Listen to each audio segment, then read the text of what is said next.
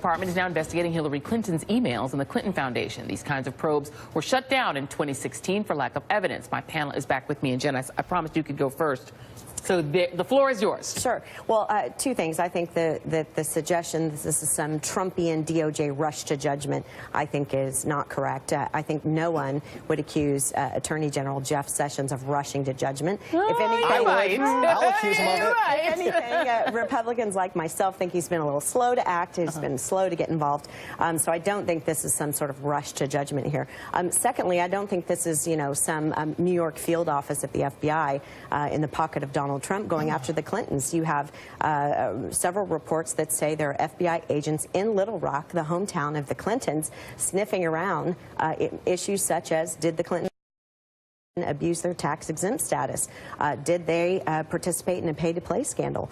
When it gets that close, it reminds me of the old mob boss cases where people went to jail not because of the big pay-to-play scandal, but because of tax evasion and minor That sounds like Donald Trump. I mean, what you just said sounds exactly like Donald Trump. Do you think Donald Trump's foundation should be investigated by the DOJ? No, I don't. Even though it has been found to have used money from the foundation to buy portraits of himself to potentially pay off the Attorney General in Florida. There's been a lot that's been uncovered that's been real. What you talked about in Arkansas, they were going around and doing interviews that, my reading of that New York Times story is that they don't have a lot. They're just doing interviews. So They haven't found anything. Well, I'm sorry, who's jumping in?